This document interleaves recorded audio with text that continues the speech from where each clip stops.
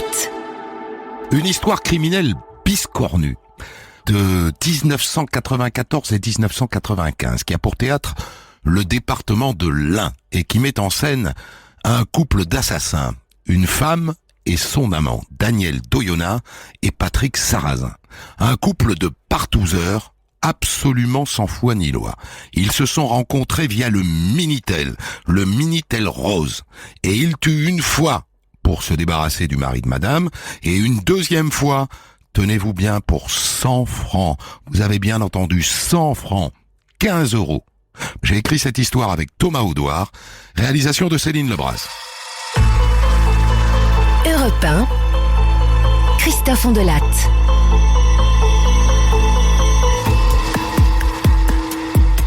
Cette histoire, comme beaucoup, commence par la découverte d'un cadavre. Le 13 octobre 1995 à Montagnat, près de Bourg-en-Bresse, dans l'Ain. En pleine campagne, dans un fossé, c'est un agriculteur qui tombe dessus. Un jeune homme d'environ 25 ans de type asiatique. Aucun papier d'identité sur lui, mais salement amoché. Il semble avoir pris plusieurs balles dans la tête et une autre dans le cœur. Et c'est pas tout, le cadavre présente aussi une grosse entaille au niveau de la gorge. Avant ou après s'être fait tirer dessus, le gamin a donc été égorgé. Et il faut que je vous dise quand même l'endroit où on le retrouve. C'est dans un lieu, disons, spécial. Olé, olé. Un bois en pleine cambrousse, jonché de capotes et de Kleenex usagés. Ça vous parle ? Un bésodrome en plein air, qui attire en général un drôle de mélange de partouzeurs des deux sexes, d'exhibitionnistes et parfois même de prostituées. Voilà pour le décor qui d'emblée suggère une piste, un règlement de compte dans les milieux partouzards. Et d'ailleurs, dans l'une des poches du cadavre, le seul indice qu'on retrouve est un petit bout de papier sur lequel il est écrit « Bruno et Chantal ». Alors est-ce que ce jeune garçon était là pour faire des cabrioles avec Bruno et Chantal ? C'est une hypothèse, et pour l'instant c'est la seule.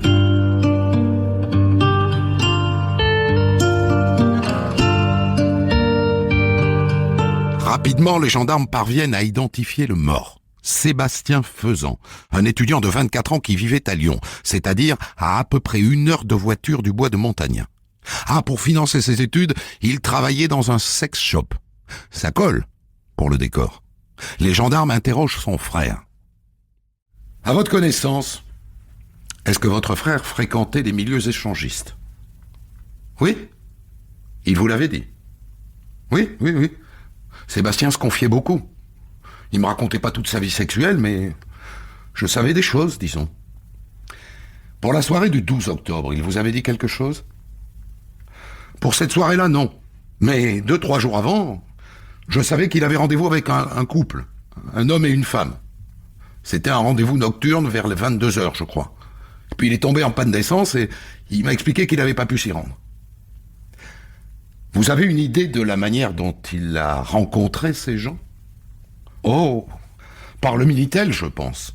Le Minitel rose. Je sais qu'il se connectait pas mal. En général, c'est comme ça qu'il rencontrait ses partenaires. Très intéressant, ça.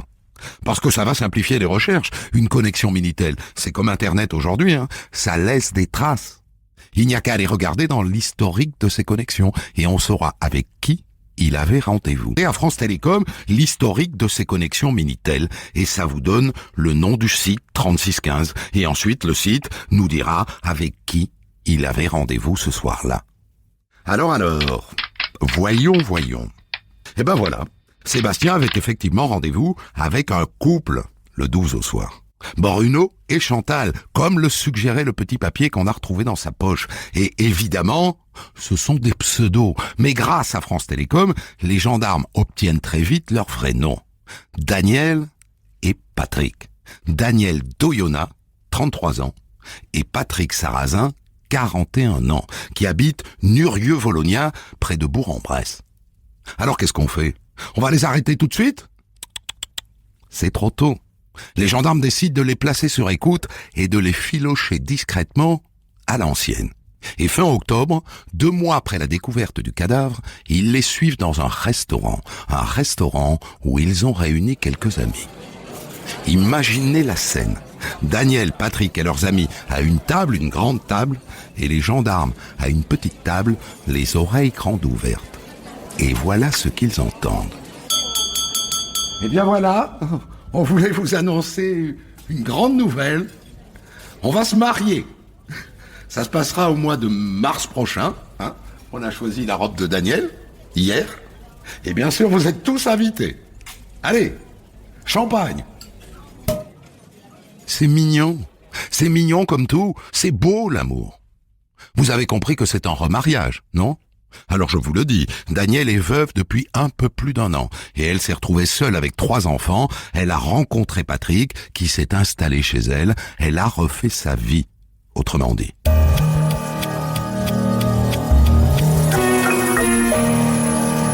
Cela dit, en attendant les épousailles, nos 2 tourtereaux vont connaître une légère déconvenue. Gendarmerie nationale, ouvrez s'il vous plaît.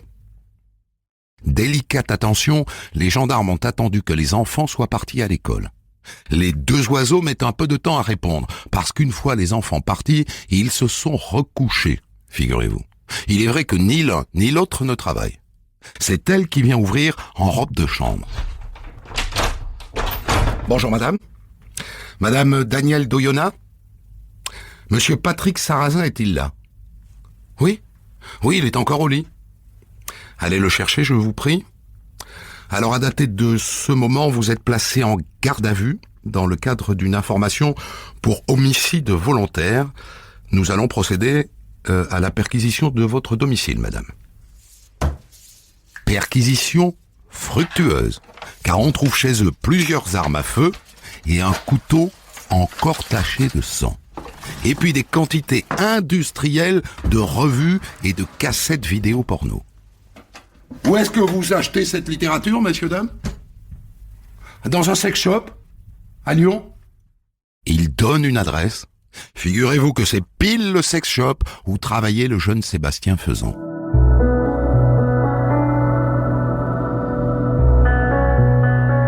Et les interrogatoires de garde à vue commencent. Chacun dans un bureau séparé. Ils savent bien sûr que le sang sur le couteau va parler, et que les armes retrouvées chez eux collent avec les balles retrouvées dans le corps du jeune Sébastien Faisan.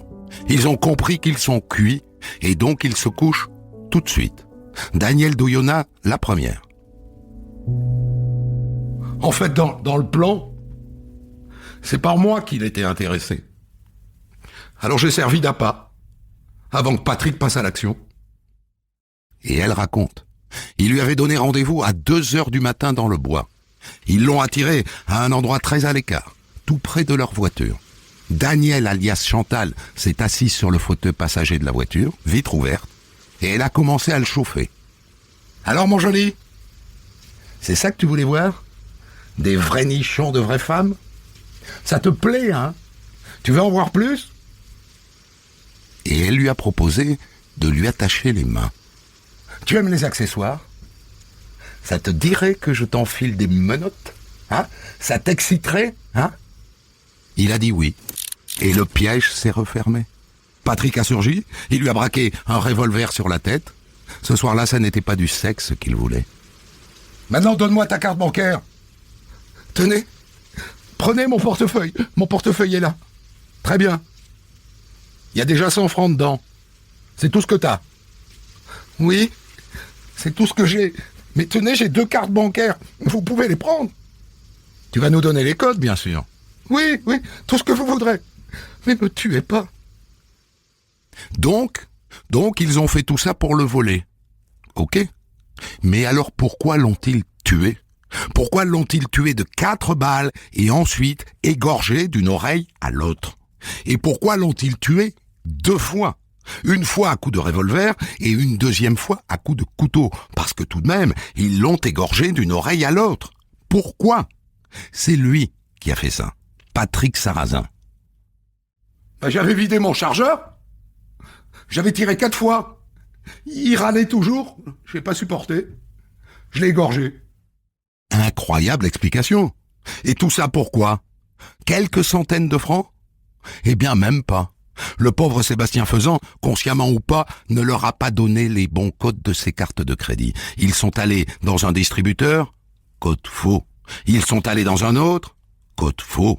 Au troisième distributeur, la carte a été avalée. Ils n'ont même pas pu retirer d'argent. Ils l'ont tué pour rien. Ils l'ont tué pour 100 francs qu'il avait dans son portefeuille. 15 € d'aujourd'hui. La suite de votre récit. Et c'est pas tout. Il raconte la suite. Ce qu'ils ont fait après, vous allez voir, c'est gratiné. Ils sont allés à la voiture de Sébastien Faisan. Dans le coffre, il y avait des cassettes porno. Je rappelle qu'il travaillait dans un sex shop. Eh bien, ils les ont volées. Ils les ont emportées chez eux. Et en rentrant pour se détendre, ils les ont regardées. Et ça les a tellement excités qu'ils ont fini par faire l'amour. Des barbares, sans aucun état d'âme. Et le lendemain, madame a fait des tartes et des gâteaux toute la journée. Et le soir, ils ont reçu un autre couple. Et la soirée s'est terminée au plumard. À 4. Aucun regret, aucun état d'âme. La vie continue comme si de rien n'était. Des crapules. Et là, les gendarmes se disent, des gens comme ça, sans foi ni loi, sans cœur, et si ça n'était pas leur coup d'essai, hein? Et s'ils en avaient tué d'autres, avant? Le mari, par exemple, de Daniel Doyonnin. Il est mort il y a 14 mois dans un accident de voiture, un soir, tard, sur une route de montagne. L'enquête à l'époque avait démontré qu'il avait bu. Et si ça n'était pas un accident, hein? D'autant que le frère du mari, vient dire qu'un truc l'a intrigué à l'époque. Le cadavre de son frère présentait une bosse derrière la tête, au bas du crâne, alors qu'il était censé être mort d'un choc frontal. Donc on exhume le corps du mari pour réaliser une autopsie. Et je ne sais pas si vous le savez, mais avant une autopsie, on passe toujours le cadavre à la radio, de la tête aux pieds. Et vous savez ce qu'on voit sur la radio corps entier du cadavre de Gilles Doyonnin? Une balle dans la tête. Les salauds, ils l'ont tué lui aussi.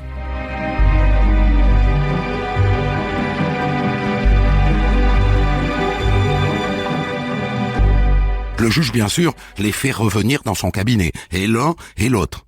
Et Patrick Sarrazin se met à table assez vite. Oui, il a aussi tué Gilles Doyonnin, mais c'était pour de bonnes raisons. C'est un salaud. Daniel m'a raconté qu'il l'a violée. Ça existe, le viol dans le couple, hein? Elle voulait plus avoir de rapport avec lui. Eh ben, il l'a forcé. Et voilà comment ça s'est passé. Le soir du 4 juin 1994, Gilles Doyonnin rentre du travail. Bonsoir chérie. Ta journée s'est bien passée? Oh écoute, je suis épuisé. Un petit whisky orange? Ça te dirait, ça te ferait plaisir? Ah oui, ouais, avec plaisir. Daniel prépare un whisky orange à son mari chéri et elle verse dedans une bonne dose de somnifère qu'elle a préalablement pilé. Gilles Doyonnin sirote son whisky et assez vite il tombe dans le coltard. Et là, qui surgit de sous le lit? Patrick Sarrazin. Il ne lui reste plus qu'à tuer son rival. Et voilà comment il s'y est pris pour le tuer.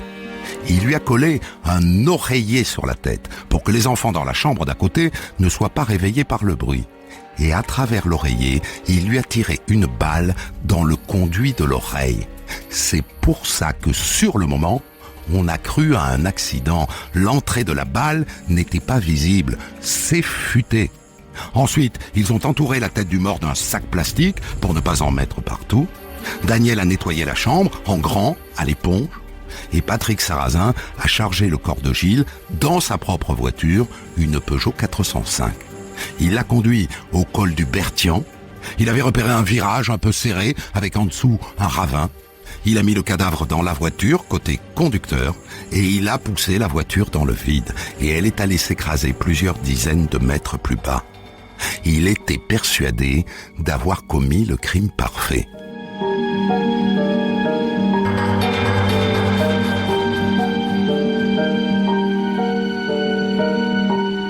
Comment a-t-il eu cette idée géniale? Il le raconte au juge d'instruction. Il lit beaucoup de polars et il écoute Pierre Bellemare sur Europe 1. Pierre avait raconté un crime presque parfait, il a trouvé ça futé, il s'en est inspiré. Et vous conviendrez qu'il a manqué de clairvoyance, parce que quand on vous raconte des histoires de crimes, que ce soit Pierre Bellemare ou moi, c'est que l'assassin s'est fait pincer.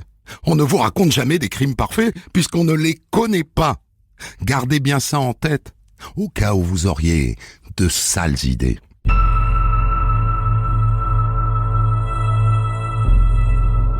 Et l'enquête va révéler qu'avant d'assassiner le mari, ils ont fait 3 tentatives. 3! La première fois dans sa chambre. Elle lui sert un whisky. Elle y fourre 2 Tranxène pilés. Au cas où, Sarrazin lui donne un grand coup de barre de fer sur la tête. Ils le mettent dans la voiture. Ils vont au col du Berthian. Ils poussent la voiture dans le ravin. Et la voiture reste en équilibre, comme dans les films. L'autre rentre à la maison avec la tête en sang, il n'a rien compris de ce qui lui est arrivé, mais il ne porte pas plainte. En revanche, il en parle à son père. La deuxième fois, idem.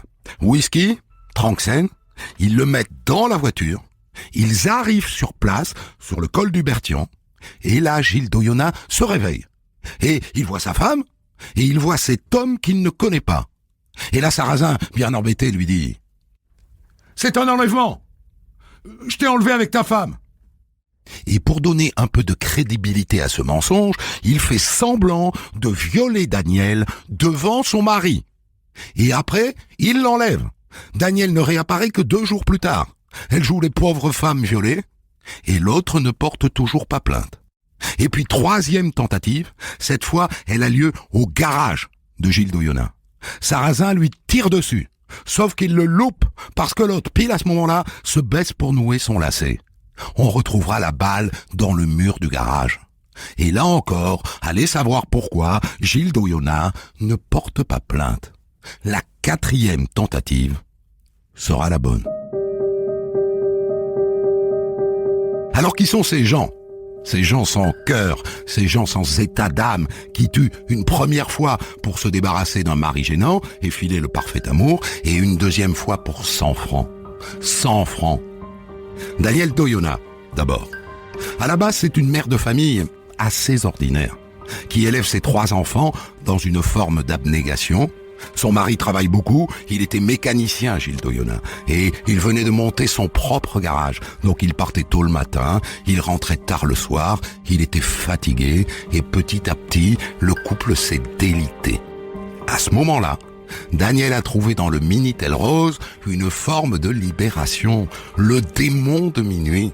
Et d'ailleurs, la nounou que le couple d'Oyonnax employait pour s'occuper des enfants raconte qu'avant sa mort, le mari avait des doutes à cause des factures de téléphone.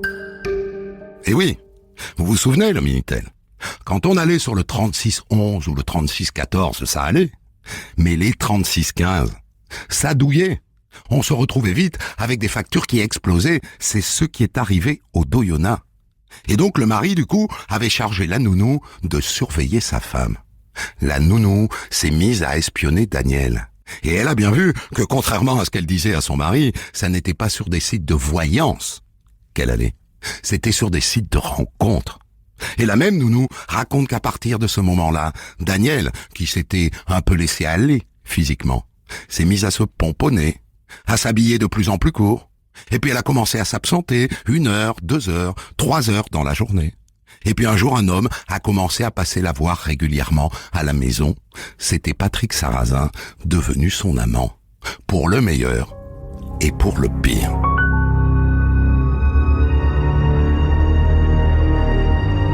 Et lui alors, ce Patrick Sarrazin, qui est-il? Oh lui, c'est ce qu'on appelle un beau parleur, tendance manipulateur.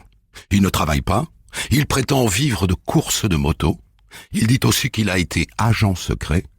Il est séducteur de la tête aux pieds, et il a senti que Daniel était faible, il a bien vu qu'elle avait une jolie maison, et qu'il suffisait de tuer son mari pour s'installer tel un coucou dans le nid. Et l'enquête révèle que, avant d'être assassiné, le mari avait déjà été agressé 1 fois, Il était à son garage, on l'a attaqué par derrière à coups de barre de fer. Il n'a pas vu son agresseur, il est rentré chez lui la tête en sang. Étrangement, il n'a pas porté plainte.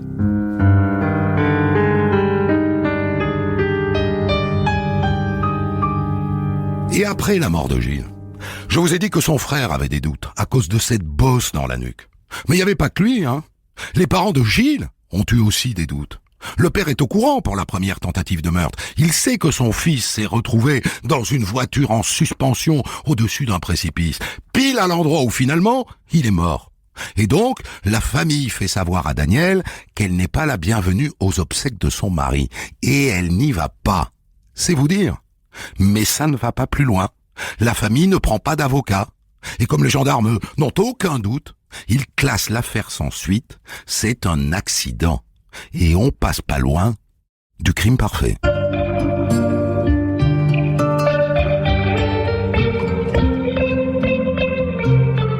L'instruction du double meurtre commis par le duo d'Oyonnax-Sarrazin dure 4 ans. Et tout l'enjeu est de bien distinguer la responsabilité de l'un et de l'autre. Est-ce que Daniel est une pauvre femme qui a été manipulée par un amant pervers, ou est-ce qu'elle a été plus active qu'on peut le penser? Au début, depuis sa prison, Patrick lui envoie des lettres énamourées. Celle-là, par exemple, datée du 7 décembre 1995. Daniel, mon amour, je t'aime, je t'écris tous les jours, je t'aime, et cette nuit, j'ai rêvé de toi et des enfants, je t'aime, je ne pense qu'à toi, un jour, je sais que nous nous retrouverons ensemble, toi et moi. Mais est-ce qu'il n'écrit pas ça pour tenter de gommer son rôle de manipulateur? Parce qu'elle, en revanche, assez vite, elle le lâche, et elle le charge. Devant le juge d'instruction, elle le charge à chaque fois un peu plus. C'est lui qui a eu l'idée des 2 meurtres. C'est lui qui a tué. C'est lui qui l'a manipulé. Le procès de ce couple diabolique s'ouvre le 30 novembre 1999 devant la cour d'assises de l'Ain. Daniel d'Oyonnax a choisi sa ligne de défense. Elle a été manipulée par son amant. Ce que viennent en quelque sorte confirmer les experts psychiatres qui disent que Patrick Sarrazin est un pervers narcissique. C'est un personnage de bande dessinée, si vous voulez.